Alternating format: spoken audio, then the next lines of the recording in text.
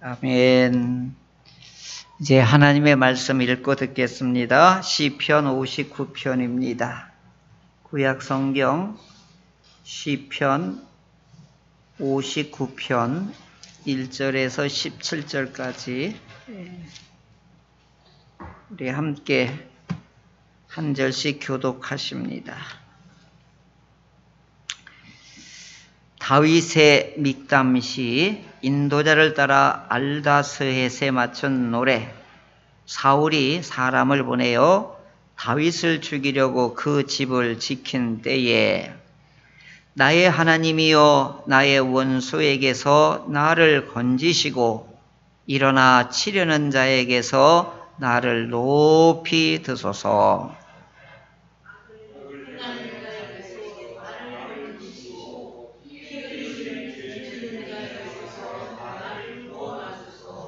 그들이 나의 생명을 해하려고 엎드려 기다리고 강한 자들이 모여 나를 치려 하오니 여호와여 이는 나의 잘못으로 말미암음이 아니요 나의 죄로 말미암음도 아니로소이다.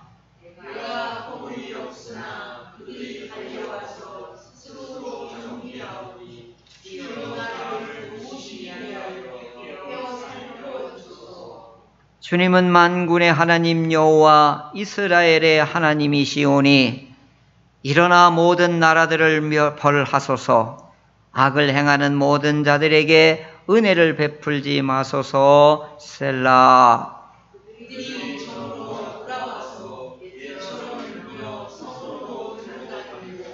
그들의 입으로는 악을 토하며 그들의 입술에는 칼이 있어 이르기를 누가 들으리오 하나이다. 여호와여 주께서 그들을 이루시며 모든 나라들을 조롱하시리이다. 하나님은 나의 요새이시니 그의 힘으로 말미암아 내가 주를 바라리이다. 나의 하나님이 그의 인자하시고 나를 영접하시며 하나님이 나의 원수와 거부가 누가 되었으나 내가 받게 하시리이다. 그들을 죽이지 마옵소서. 나의 백성이 잊을까 하나이다. 우리 방패 되신 주여 주의 능력으로 그들을 흩으시고 낮추소서. 그들의 입술의 말은 모두 그들의 입에 주라. 그들이 말하는 조롱과 거짓말로 말미암아 그들이 그 하나님께서 사로잡히게 하소서. 진노하심으로 소멸하시되 없어지기까지 소멸하사 하나님이 야곱 중에서 다스리심을 땅 끝까지 알게 하소서. 셀라. 그들의 족으로 돌아와서 개처럼 울며 손으로 두루하게 하소서. 그들은 먹을 것을 찾아 유리하다가 배부름을 얻지 못하면 밤을 새우려니와 나는 주의 죄를 노래하며 아침에 주의 인자하심을 높이 부르오니 주는 나의 요새이시며 나의 환난 날의 피난처이시니이다. 같이 읽습니다. 나의 힘이시여 내가 주께 찬송하오리니 하나님은 나의 요새이시며 나를 긍휼히 여기시는 하나님이십니다. 아멘.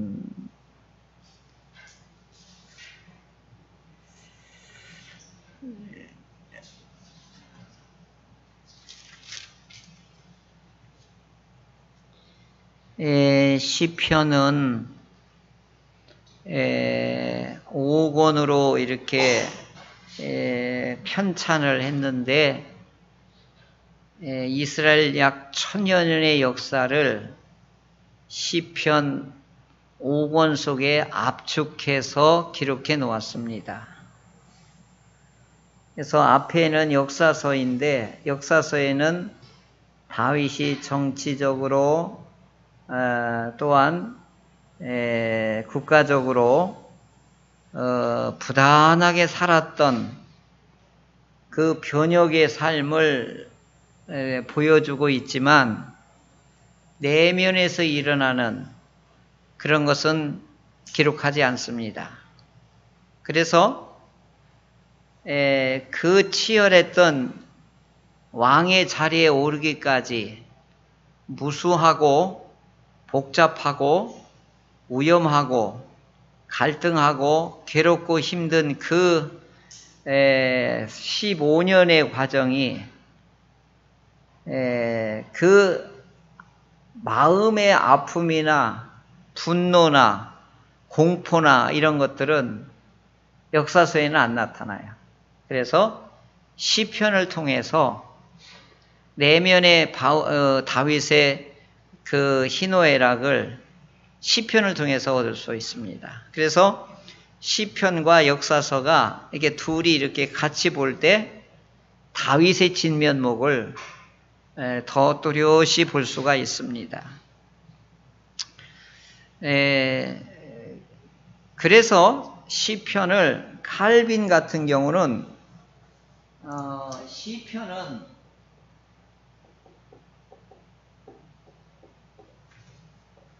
영혼의 해부학이다 이렇게 표현했어요.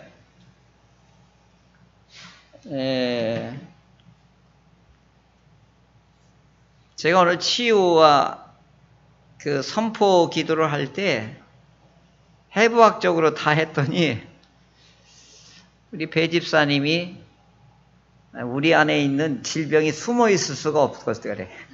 근육계, 골경계, 신경계, 뭐 오장육부, 뭐 피부 다 얘기를 하니까 병마가 어디 숨어 있을 데가 없을 것 같다고 그런 얘기를 하시는데 영혼의 해부학이라고 하는 것은 우리 내면에 깊이 숨겨져 있고 무의식에서 흐르고 있는 것까지도 시편은 그렇게 드러내주고 있다라고 하는 것이지요.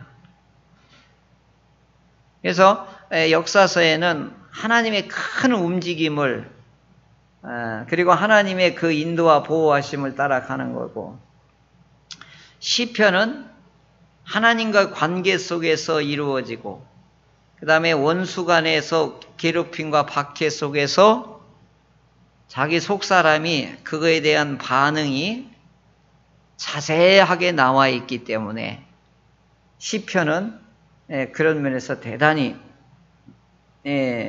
우리에게 큰 울림을 주고 있는 것이지요. 은퇴를 하신 존경받는 목사님들이 성도들에게 목사들에게 권하는 말이 있는데 시편과 아가서를 많이 읽으세요. 이런 권면을 해요. 방지일 목사님은 102살인가 돌아가셨거든요. 그때까지도 쩌렁쩌렁 하셨어요. 근데 그 어르신이 꼭 우리에게 뭘 권면했냐면 시편 많이 읽으세요. 아가서 많이 읽으세요. 왜 그랬을까요? 시편에는 오늘 우리의 삶과 오늘 우리들의 모습이 앞서서 모든 분들이 겪은 내용이 우리의 모델처럼 나와 있기 때문에 공감하고 그리고 교훈을 얻고 위로를 받을 수 있기 때문에 그렇습니다. 그래서 시편이 그런 면에서는 우리에게 영적으로나 신앙적으로 큰 힘이 되는 것이지요. 자, 오늘도 이제 제 2권이 내용 중에 2권은 42편에서 72편까지 이걸 2권이라고 그러거든요. 근데 2권의 주제는 뭐냐면 누가 진짜 왕이냐 이거예요.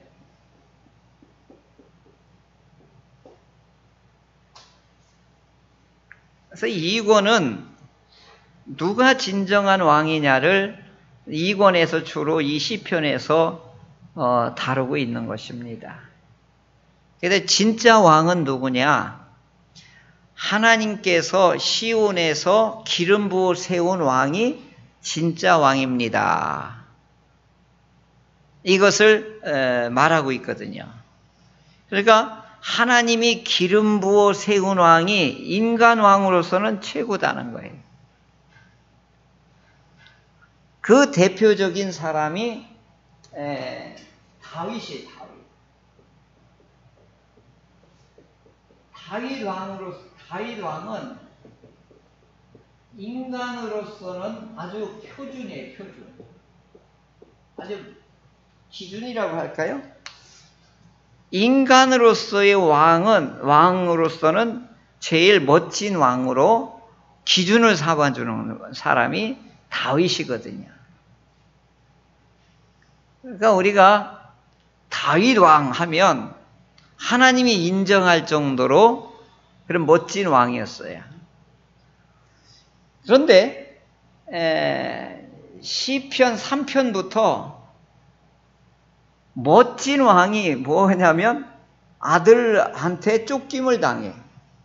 압살롬이 아들이 쿠데타를 일으켜서 아버지의 왕위를 차지하고 아버지를 죽이려고 하고,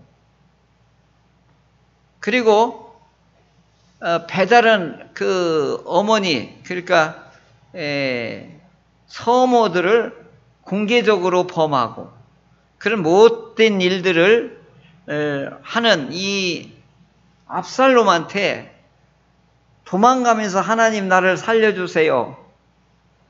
이게 이제 다윗이 압살롬한테 쫓기면서 하나님 앞에 구원 요청하는 게 3편부터 이렇게 시작하거든요. 그러면 누가 진짜 왕이냐? 다윗처럼 그렇게 훌륭한 왕인데도 불구하고 압살롬한테 왜 쫓겨요? 그때 뭘 제시하냐면 시편은 왕이라도 죄를 지으면 죄에 쫓긴다.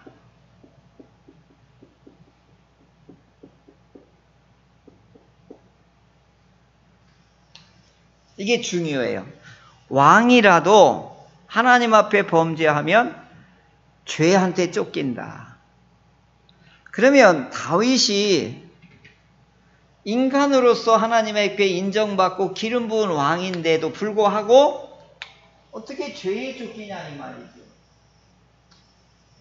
그러면 시편에서는 인간 왕은 어떤 존재다? 연약하다.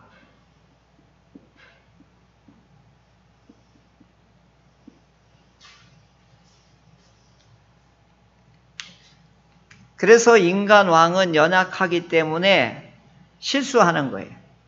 잘못하는 거예요. 이거 넘어지는 거예요. 그러니까 뭐 핸드폰 두고 가셨어요? 큰일 났네.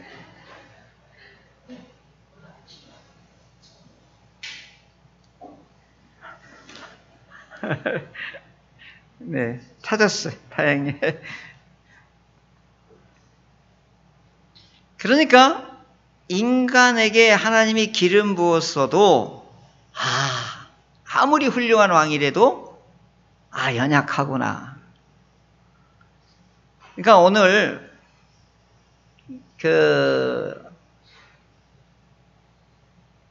베드로후서에 가면 믿음의 성도들을 뭐라고 일컫냐면 왕 같은 제사장이라고 그러잖아요. 그럼 왕 같은 제사장인데 맨날 넘어지고 쓰러지고 매일 하는 게 뭐예요? 잘못투성이란 말이에요. 그러니까 오늘 우리들도 믿는 성도로서 성령을 받고 믿음의 축복을 받고 하나님을 섬기는 성도라 할지라도 다윗 같다는 거예요. 그러면 진짜 왕이 누구냐? 그래서 예수 그리스도가 이 땅에 오시는 거예요. 진짜 왕이 오셔야 되는 거예요. 그래서 시편은 이걸 딱 열어놓는 거예요. 왕이라도 이렇게 연약하구나. 그리고 다윗이 시를 지은 걸 보면 어디 56편에도 보면 뭐라고 돼요? 나를 모함하고 나를 죽이려고 쫓아오는 저들을 거짓말하고 나를 모함하고 비방하는 저들의 혀를 잘라달라고 그러잖아요. 그리고 심지어는 저 원수의 자식들을 바위에다가 도리깨질을 쳐달라고 하잖아요. 그 말이 얼마나 저주와 심판의 보응을 받게 해달라고 하는 것이 얼마나 징그럽냐고요. 근데 그런 안에 있는 이 분노를, 의분을 하나님 앞에 막 쏟아놓는 거지요. 그런 걸 보면서 아하, 다윗 왕도 저렇게 쫓길 때에, 힘들 때에 아하, 하나님 앞에 저렇게 탄원을 하는구나를 이제 시편에서는 우리에게 보여주고 있는 것입니다. 자, 오늘도 이어서 다윗의 시편입니다. 그래서 시편 2권과 1권과 2권에는 시편 전체가 150편인데 다윗이 기록한 시만 73편이에요. 그럼 거의 50%가 다윗이 쓴 시편이 시편에 다 들어와 있는 거지요. 굉장한 거지요. 근데 2권에서는 왕이 지금 하나님 앞에 토설하고 하나님 앞에 탄원하고 하나님 앞에 부르짖는 내용이 2권에도 대거 다윗의 시가 들어와 있습니다. 자, 그러면서 오늘 59편을 이제 살펴보도록 하겠습니다. 이 59편도 다윗이 어느 상황에서 이 시가 나왔냐면 사울 왕이 다윗을 잡아서 죽이려고 그 집을 포위하고 다윗이 지금 굉장히 절체절명의 위기에 속했을 때 이 시를 쓴 거다. 이게 표제예요.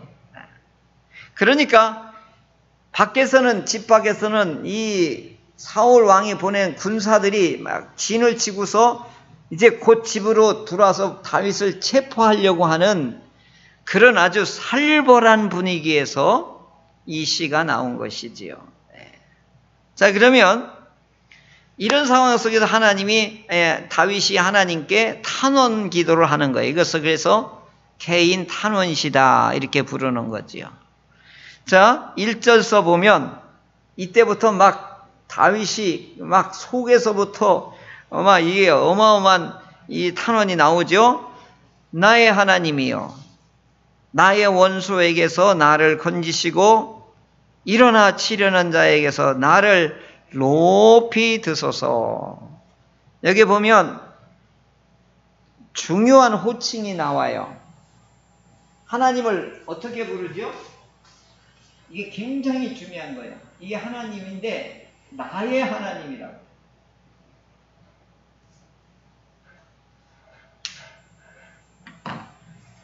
우리가 기도할 때에 하늘에 계신 위대하신 하나님 이렇게 부르는 거하고 나의 아버지 하나님 이렇게 부르는 거하고 차원이 달라요. 저 위에 계신 분 나하고 거리가 멀어요. 전지전능하다는 것도 머리가 멀어요. 그런데 아버지 하나님 이렇게 부르는 건요 굉장히 가까운 거예요.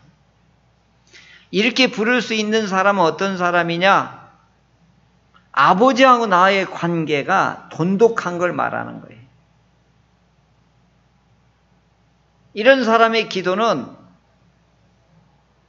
그렇게 주시옵소서 이렇게 안 해도 되는 거예요. 아빠 이렇게 하면 되는 거예요. 하나님 아빠 이렇게 하면. 그만큼 하나님과의 관계가 친밀한 것을 뭐라고 하느냐? 이걸 의라고 그러고 이걸 구원이라고 그러는 거예요.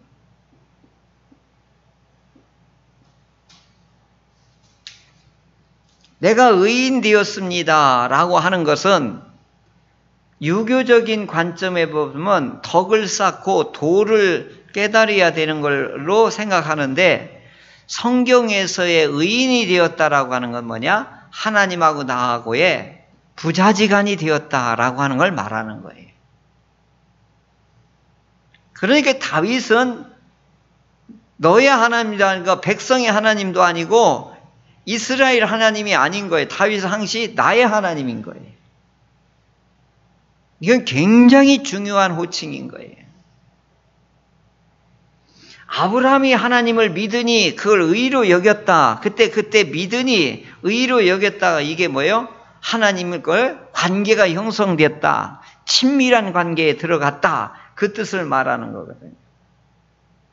그러니까 지금 저 원수들이 나를 치려 오고 잡으러 오고 죽이려고 하고 악을 행하고 온갖 비방과 박해를 가해서 나를 지금 쳐들어와서 곧 잡으려고 하니까 아버지 나 좀 건져주소서. 아버지 나 좀 도와주소서. 저들이 담을 넘어오기 전에 하나님 깨어나서 저들을 막아주소서. 나는 잘못한 게 없습니다. 죄 때문에 한 것도 아니고 허물 맞는 것도 아니고 저들이 나의 생명을 노리고 있습니다. 그러니 나의 하나님 만군의 여호와여 저들의 입을 막아주시고 저들의 칼을 막아주시고 전능하신 아버지의 힘으로 저들을 비웃으시며 조롱하여 주소서. 그리고 저들이 아버지 앞에서 망신당하고 박살나는 것을 내가 보게 하옵소서. 이런 기도를 하고 있는 거예요.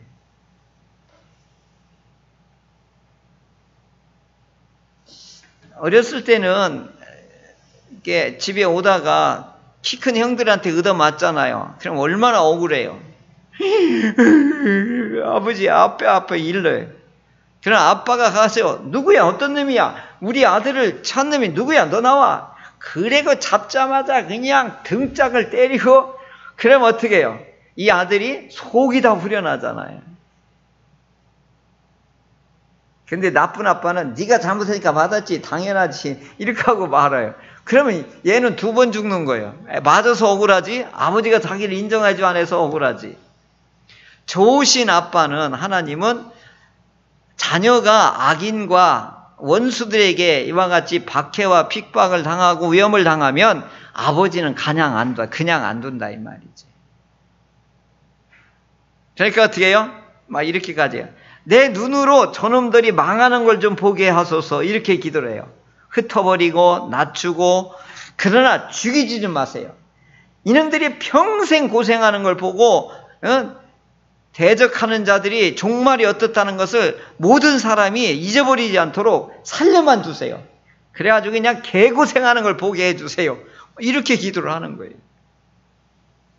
그리고 이들이 개처럼 밤이 돼서 막 우는 것처럼 배고파가지고 밤새 끙끙 앓는 것처럼 그렇게 만들어 달라는 거예요. 배고픈 사람은 진짜 잠을 안 하죠.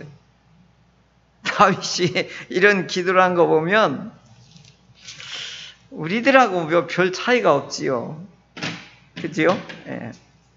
원수가 개처럼 배고파서 밤새 울게 만들어 달래. 아주 생생해요.